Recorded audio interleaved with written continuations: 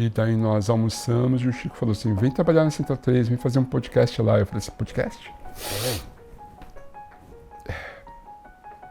É sério, isso existe? E daí ele falou, existe, vai lá pra você ver. Daí eu fui lá e eles apresentavam um programa de futebol, que era o Diguinho Coruja, o Leandro, o Chico. E eu lembro que eu fui no programa e falei assim, entendi. É um programa de rádio, só que é da internet, né? Entendi. E daí eu passei assim os próximos, 2 ou 3 anos explicando aos primeiros convidados o que era um podcast, que as pessoas não sabiam. O que é um podcast? Um podcast é tipo a rádio no Netflix, assim, entendeu? Você vai lá, grava, daí as pessoas podem ouvir o programa na hora que eles quiserem. Que interessante, que legal. Porque as pessoas não sabiam que era podcast. Eu fui para lá em janeiro de 2014, né? Era uma novidade. Eu sei que existem pessoas que fizeram podcasts muito antes disso, mas para mim era uma novidade. Meu celular só fazia chamada na época também, né? Então eu consumia os podcasts do jeito mais rudimentar, que era escutando no computador, né? E é doido assim, a minha avó só foi entender o que é podcast agora porque passa na propaganda na TV, né? Porque justamente os próprios grandes veículos começaram a investir na mídia também, né? Na época já existiam podcasts famosos no Brasil. O Jovem Nerd, ele na época que a Central 3 entrou, o podcast do Jovem Nerd devia ter metade da audiência de todos os podcasts do Brasil juntos. Eles eram muito grandes. Eles ainda são o maior podcast de audiência no Brasil. São. E eles estão aí desde 2007, 2006. Já então, não são mais jovens. Já são nerds, mas já não são mais jovens. Continuam nerds. Veja só, na época eles eram jovens. Então, eles chegaram 6 anos antes da Central 3, né? Gravando... passaram pelos mesmos problemas, pelas mesmas precariedades nos primeiros anos que a Central 3 passou depois, né? Mas o pioneirismo da Central 3 não é de desbravar o podcast do Brasil, de inventar formato, nada. O pioneirismo da Central 3 é de juntar pessoas que acreditaram na coisa toda. E o Lucas, ele fazia o programa do Corinthians. E aí, quando acabou o programa do Corinthians, a gente falou, vamos pensar um outro programa para seguir. E eu já estava afim também de fazer um programa de cinema, ele estava trabalhando na revista, na época, na Rolling Stones, então ele estava fazendo umas matérias também de cinema e música e tal. E aí a gente criou, aí a gente falou rapidamente, assim, mas o que a gente pode fazer? Eu falei, vamos fazer só de filme brasileiro, já que a gente não vai dar conta também de cobrir... enfim, Hollywood e tudo que tá rolando, vamos fechar no cinema brasileiro. E aí, por coincidência, ele tinha uma pauta na revista que era para falar do filme Boi Neon, do Gabriel Mascaro. E ele falou, dá pra gente já começar em janeiro, que vai sair uma entrevista minha com o Mascaro, tal, com a galera do filme. Não lembro se ele tinha ido na pré-estreia, numa coletiva, ele tinha os áudios desse programa.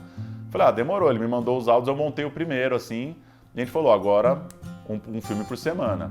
Que a gente tinha lá na Central 3 mapeado, né, para onde que a gente poderia expandir conteúdo, né, porque no começo era muito focado no esporte, né, sobretudo no futebol, também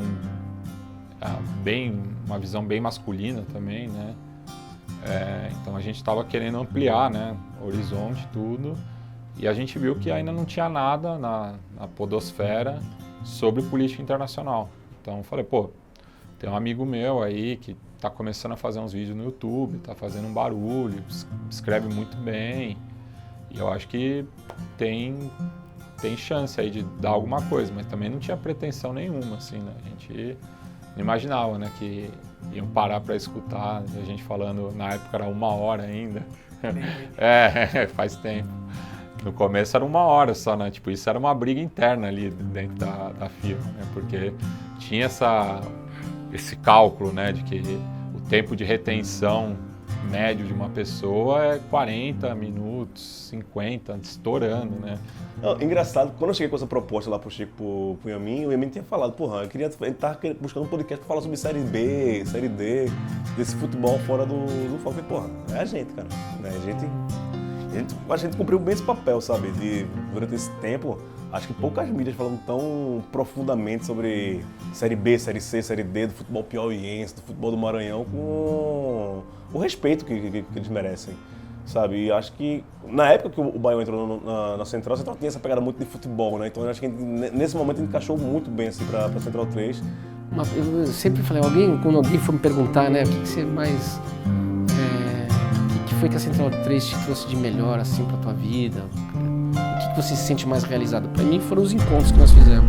As amizades, o convívio, as discussões. Eu aprendi muita coisa, cara. Eu acho que eu sou uma outra pessoa depois da Central 3. Eu aprendi muita coisa com as pessoas. Estar ao lado de pessoas tão legais, tão inteligentes, tão, cara, preocupadas com o que elas acreditam. Isso pra mim não tem valor, não tem preço nenhum. Aliás, tem um preço gigantesco, na verdade. Eu acho que isso que trouxe a coisa mais legal assim na Central 3 pra mim, mais bacana, que transformou minha vida. Isso é o que é mais legal. A única coisa que eu acho que foi uma pena foi a pandemia, né?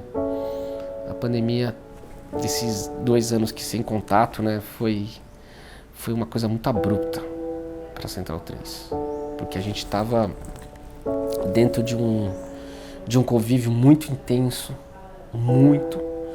e de repente do dia para a noite isso... E mesmo assim a Central 3 resistiu à pandemia.